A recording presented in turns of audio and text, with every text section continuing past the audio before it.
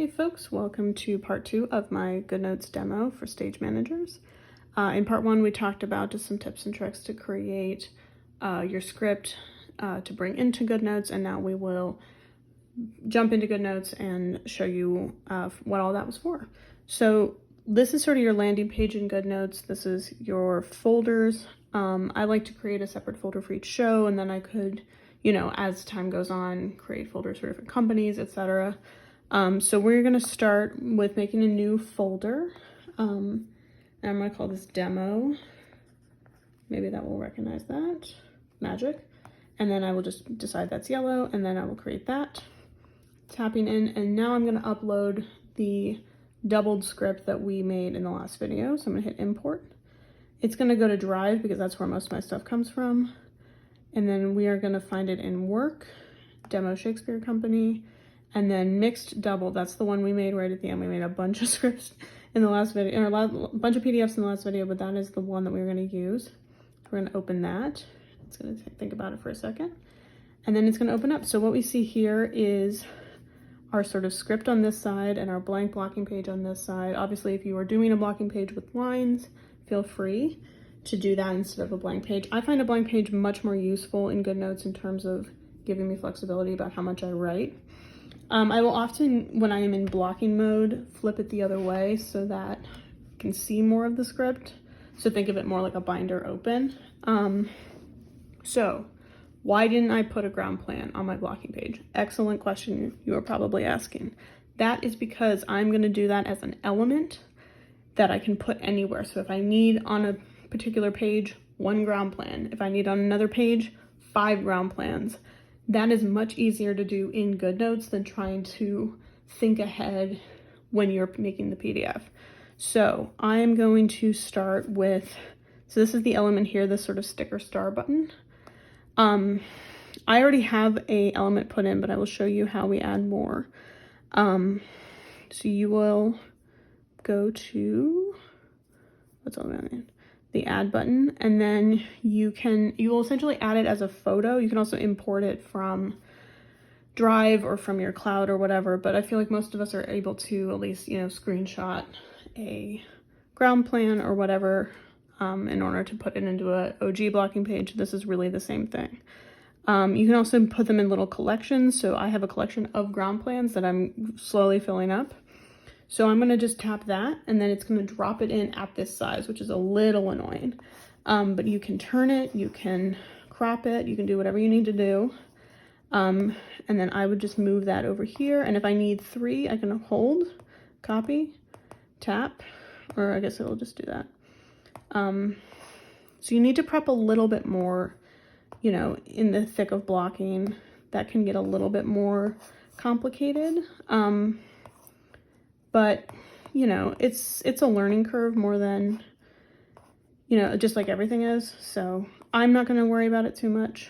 And then once I've done that, I can zoom super big in. And then with my pencil, I can say, all right, so Leonardo is going to enter from here. And he's going to meet Hero and Beatrice, who have come in from over here. This is a ground plan from a different show, so it's not even that relevant. I can also, as we often do, blocking is over here. 5, Leonardo enter, stage left. Meet Hero and Beatrice entering stage right. We all know how that goes. And then what I really like when we sort of hop into writing cues, which some people do on their blocking scripts, some people do as a separate thing. If you're doing it as a separate thing, I would recommend just making a PDF of your script again and not making space for the blocking page unless that's something that you use in the course of cue calling. But what I love is that you can snap to a straight line. So I can do that, and then I can draw my little caret for where I say the cue, and then I can say lights 16. I can change my color, so if I also have a sound cue there, I can do that there. If I want to do a box, I can make the box pretty.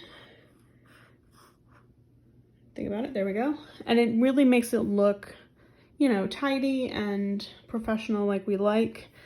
It doesn't look goofy. There are some techniques that the people who use GoodNotes for studying are really big on, where you can convert your handwriting into text. I find that a little sluggish to use in the moment in rehearsal. I think if I were in the process of making like an archival of it or something I was going to pass on to somebody else, that might be useful.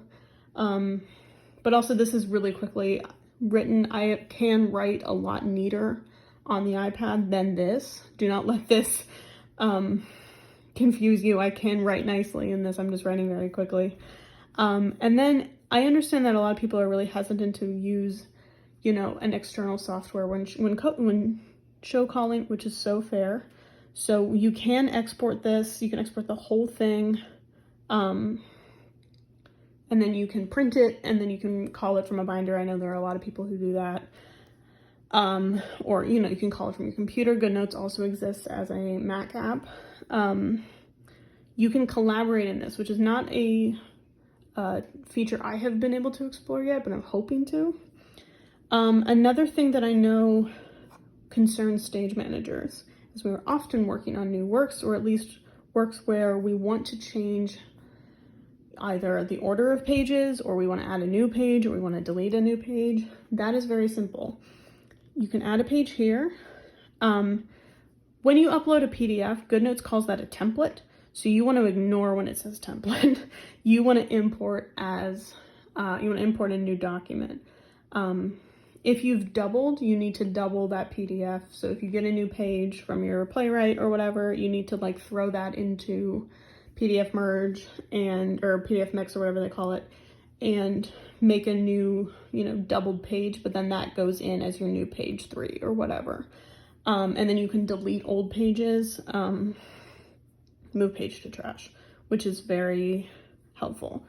Another feature I really like is clear page, which I use more when I'm making prop preset paperwork. That way I don't have to make multiple columns for multiple performances. I can just do one, you know, row of boxes, and then I can clear it.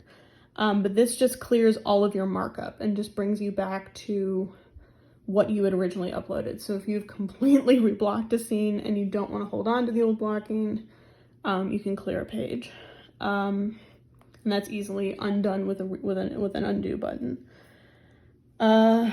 You can change your scrolling from horizontal to vertical. So if you are someone who likes the page turn, that is what that is. I'm a vertical scrolling person, but you know, to each their own. You can do page outlines, which allows you to do like, so if I want this to be act 1, scene 1, it should, and sometimes the recognition is not great, but you can go in and edit that with the keyboard, and then that will pop onto the outline, and which you can view from this window tile up here, outlines, and then you would be able to hop to any scene, any number. If you add it to the outline, if you're like, oh, this is the scene where we do, you know, the cup dance, or we're doing the plagues or whatever, and you want to be able to essentially be able to flip to something with a post-it flag, that is your post-it flag. I am mostly using pen stylus when I'm on the iPad. I did take blocking for a show on a computer, and I was using the keyboard and the draw feature, which was not impossible, but I do enjoy using the iPad more to take blocking. But it is nice to be able to hop from one to the other and to be able to refer to both. You can have multiple notebooks open at one time, which is also very helpful. So I'm going to make just a blank notebook. They're really big on like cover and paper, which is not super important to me, but whatever. So like if I'm working on something, but I want my scribble pad, I can be like, remember, you know, to respike scene 3 tables. And then it can just be in there, and then I can toggle right back to my script notes. One thing I also really love about having the ground plan be an element is that if I was working on a show where I had, you know, wagons that were only used in certain scenes, or if I had a multi-story set or a revolve where the revolves were really specific locations, I would in theory be able to isolate all of those as individual elements, and that way for Act 2, Scene 3, which takes place entirely on the, you know, French restaurant wagon, I can just pull in the French restaurant and I don't need the rest of the set. So I think it's a lot easier to do this part in GoodNotes than to make a more traditional blocking page and bring that in. So I did try that and I was hamstrung by it. So that is what I have learned in about 6 months and 2 productions. So I'm looking forward to learning more. I'm happy to share any and all things that I've learned. Good luck out there.